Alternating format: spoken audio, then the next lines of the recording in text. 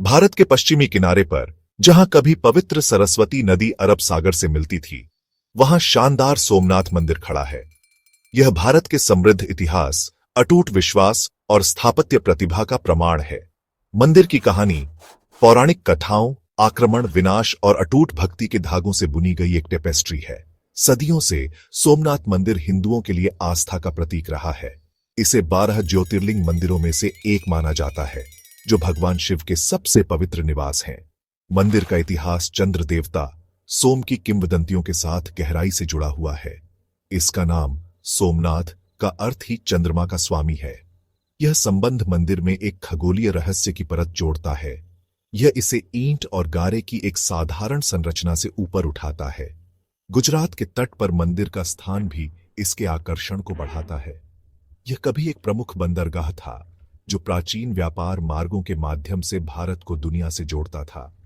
इस समुद्री संबंध ने मंदिर के सांस्कृतिक और आर्थिक महत्व को समृद्ध किया। इसने इसे उन आक्रमणकारियों के लिए भी एक लक्ष्य बना दिया, जो इन महत्वपूर्ण समुद्री मार्गों को नियंत्रित करना चाहते थे। आज सोमनाथ मंदिर दृढ़ता और आस्था की अदम्य भावना के प्रतीक के रूप में खड़ा है। इसकी कहानी लाखों लोगों के दिलों में विस्मय और आश्चर्य को प्रेरित करती रहती है। यह सबसे अंधेरे समय में भी विश्वास की शक्ति को पार करने की याद दिलाता है। सोमनाथ मंदिर का इतिहास पुराणों में छुपा है। इसकी रहस्यमयता और आकर्षण को और बढ़ाता है। कहानियां बताती हैं कि चंद्र देवता सोम को उनके ससुर दक्ष प्रजापति ने श्राप दिया था। अपने अपराध के लिए प्रायश्चित करने के लिए सोम ने भगवान शिव की कठोर तपस्या की। उनकी भक्ति से प्रसन्न होकर शिव ने उन्हें श्राप से मुक्ति दी। ऐसा माना जाता है कि शिव इसी स्थान पर ज्योतिर्लिंग के रूप में प्रकट हुए थे, जो प्रकाश का एक चमकदार स्तंभ है। यह मंदिर स्यामंतक मणि की कहानी से भी जुड़ा है, एक जादुई रत्न जिसके बारे में कहा जाता है कि इसमें अविश्वसनीय शक्तियां हैं। कथा के अनुसार यह रत्न मूल रूप से सूर्य देव का था। आखिरकार यह भगवान कृष्ण के पास आ गया। जब रत्न चोरी हो गया और बाद में वापस मिल गया, तो कृष्ण ने इसे मंदिर के पास पवित्र जल में धोया। यह कहानी मंदिर के दिव्य प्राणियों और खगोलीय घटनाओं के संबंध को और मजबूत करती है। ये मिथक और किंवदंतियां सिर्फ कहानियां नहीं हैं, ये मंदिर की पहचान का एक अभिन्न अंग है। ये इसके अस्तित्व को एक गहरा आध्यात्मिक महत्व प्रदान करते हैं। ये कहानियां पीढ़ी दर पीढ़ी चली आ रही हैं, मंदिर की आभा को समृद्ध करती हैं और भक्तों की कल्पना को मोहित करती हैं। सोमनाथ मंदिर का इतिहास भी उथल पुथल से भरा रहा है। समुद्र के किनारे इसकी खास जगह और इसकी दौलत ने इसे आक्रमणकारियों के लिए एक बड़ा निशाना बना दिया। इस पर बार बार हमले हुए, इसे तबाह किया गया, लेकिन हर बार यह पहले से भी ज्यादा शानदार बनकर उभरा। सबसे कुख्यात हमला 11वीं शताब्दी में हुआ, जब तुर्की शासक महमूद गजनी ने मंदिर को लूटा और नष्ट कर दिया।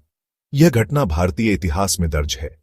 इसे धार्मिक उत्पीड़न और विदेशी आक्रमण के प्रतीक के रूप में देखा जाता है।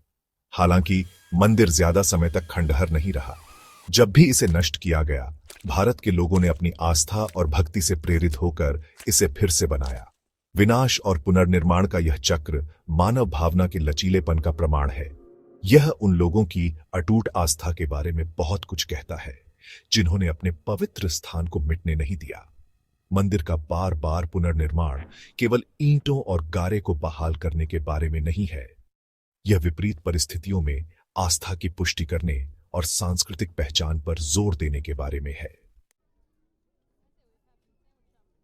सोमनाथ मंदिर का गुजरात के तट पर होना कोई मामूली बात नहीं है। देखो, प्राचीन भारत के समुद्री व्यापार और नौवहन में इसने बहुत अहम भूमिका निभाई थी।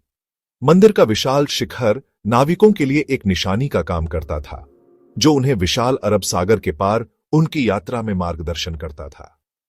और यह रणनीतिक स्थान मंदिर को सांस्कृतिक आदान प्रदान का द्वार भी बनाता था। दूर दूर के देशों से व्यापारी और यात्री बंदरगाह पर आते थे, अपने साथ नए विचार और सामान लाते थे। इस बातचीत ने क्षेत्र के सांस्कृतिक परिदृश्य को समृद्ध बनाया, जिससे मंदिर विविध प्रभावों का संगम स्थल बन गया। इसके अलावा पौराणिक सरस्वती नदी और अरब सागर के संगम पर मंदिर का स्थान इसे गहरा धार्मिक महत्व देता है। हिंदू धर्म में जल निकायों के संगम को अक्सर एक पवित्र मिलन बिंदु के रूप में देखा जाता है।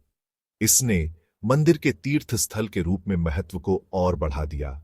इसीलिए सोमनाथ मंदिर प्राचीन भारत में भूगोल, व्यापार और आस्था की परस्पर संबद्धता का प्रमाण है। इसके रणनीतिक स्थान ने इसके इतिहास, इसकी संस्कृति और इसके आध्यात्मिक महत्व को आकार दिया। अपनी लंबी कहानी के बावजूद सोमनाथ मंदिर रहस्य के पर्दे में छुपा हुआ है। ऐसा ही एक विवाद चंदन की लकड़ी के बने दरवाजों को लेकर है, जो असल मंदिर का हिस्सा माने जाते थे।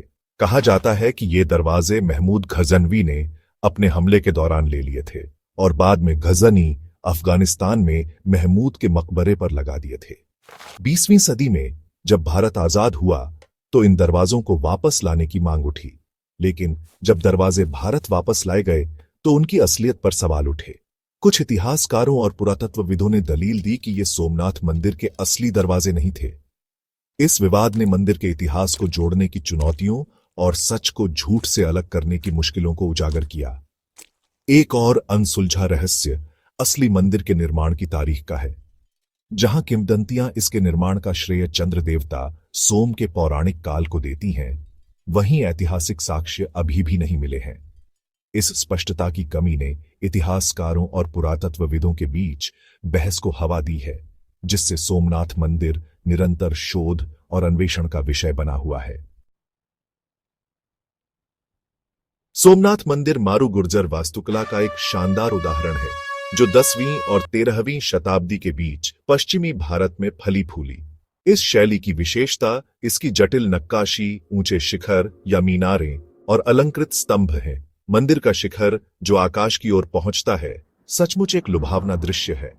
यह हिंदू पौराणिक कथाओं के दृश्यों को दर्शाती जटिल नक्काशी से सजाया गया है। और मंदिर का इंटीरियर अपने विशाल हॉल, खूबसूरती से उकेरे गए स्तंभों और शांत भव्यता के साथ उतना ही प्रभावशाली। स्थानीय रूप से प्राप्त बलुआ पत्थर के उपयोग से मंदिर को इसका विशिष्ट गर्म रंग मिलता है, जो तटीय परिदृश्य के साथ सहजता से मिश्रित होता है।